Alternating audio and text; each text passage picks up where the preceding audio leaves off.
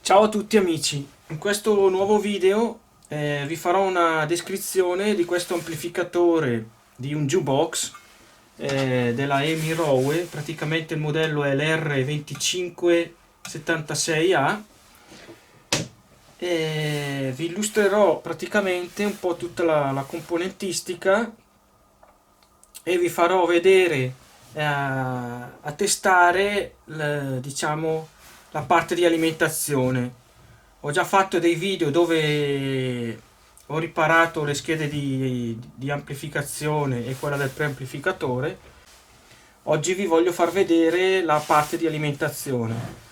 Allora, partendo dalla spina di rete, che è questa, aspettate un attimo che prima vi faccio vedere lo schema, che è molto semplice, la parte di alimentazione. Allora, partendo dalla spina di rete che è alimentata a 120 volt, qua c'è scritto 117, vabbè 120 volt, abbiamo un trasformatore che è questo, abbiamo due uscite con la presa centrale che va a positivo e diciamo dagli altri due avvolgimenti passano per i diodi e portano il negativo sulla carcassa, sulla massa di tutta la struttura, diciamo. Qua noi dovremmo avere circa 70 volt su questo ramo positivo, qua abbiamo il meno, poi dietro questo chassis praticamente abbiamo un diodo Zener che stabilizza la tensione a 27 volt, stabilizzando quel transistor qua di media potenza, diciamo, fornisce il 27 volt per la scheda del preamplificatore, che qua non è illustrata, diciamo. Allora, ora vi faccio vedere un po' i componenti. Questo è il trasformatore, questi due sono i condensatori di livellamento per i 70 volt, questi due sono due condensatori che sono guasti e sono quelli che sono sull'uscita che va alle casse per disaccoppiare il circuito. Io li ho sostituiti con due da 3000, erano da 2200 microfarad, li ho sostituiti con due da 3003, che è la stessa cosa. Diciamo che con 3300 microfarad funziona lo stesso. Poi abbiamo questi poi abbiamo i 4 transistor di potenza, 2 per canale, e un altro condensatore che poi andiamo a vedere. Ora vi faccio vedere, smonto le schede così vi faccio vedere sotto. Queste schede sono già riparate.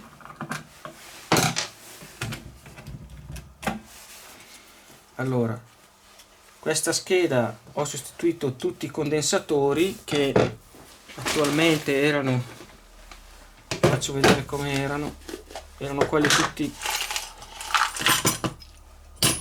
diciamo erano tutti condensatori orizzontali. Questi li ho sostituiti un po' da queste schede, un po' da queste. Orizzontali si fa fatica a trovarli, allora ho deciso di mettere tutti questi verticali che hanno la stessa funzione praticamente. Dicevo, ho sostituito tutti i condensatori e di questo ho sostituito anche una resistenza, e in più ho sostituito due transistor qua all'inizio, questi all'inizio dove parte il segnale, perché uno era rotto e l'altro avevano montato un PNP invece di un NPN. Vi faccio vedere ora le schede. Queste sono le schede tutte riparate, del canale destro e il canale sinistro. praticamente di più della metà scheda è stato, di più della metà della scheda sono stati sostituiti i pezzi. I condensatori li ho sostituiti tutti, sia di questa che di questa. Transistor, sia quelli piccoli che quelli di media potenza, sono stati tutti sostituiti, e alcune resistenze. Ok, poi in più ho ripassato tutte le saldature.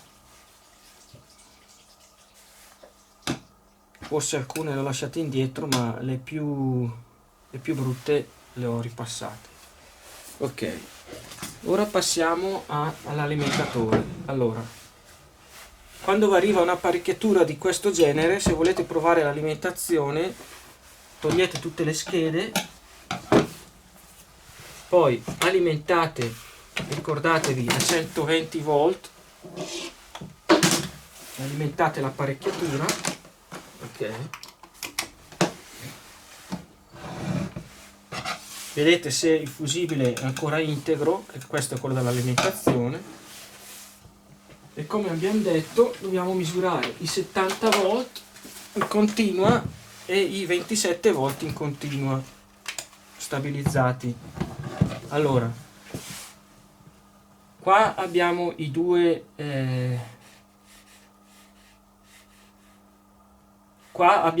condensatori di livellamento. Qua ci sono i due diodi che abbiamo visto nello schema. Ora vi faccio vedere in volt che tra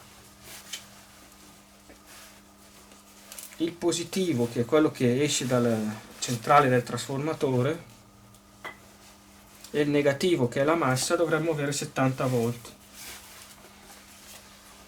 Allora, se io vado sul positivo, che è quello che esce dalla centrale del trasformatore, ok, che l'abbiamo qua sul fusibile, e la massa abbiamo 73 volt, ok. Invece l'altra alimentazione mettiamo sempre un puntale a massa, e sul diodo Zener da una parte abbiamo i 27 volt che vanno sulla base di questo transistor qua di media potenza, e sull'uscita, che è questa, dovremmo avere ancora i 27 volt, ok. All'ingresso del transistor di potenza dovremmo avere ancora i nostri 70 volt all'incirca. Sono più bassi perché c'è inseriato questa resistenza di potenza, ok, 70 volt, e all'uscita ne abbiamo 27 stabilizzati. Queste sono le due tensioni che bisogna avere per avere l'alimentatore, diciamo, a posto. Una volta verificato questo, bisogna verificare le schede, i due driver che comandano i finali, che sono queste, e questa che, diciamo, è un po' più complicata da andare a capire. Niente, se vi è piaciuto il video mettete un mi piace e iscrivetevi al canale.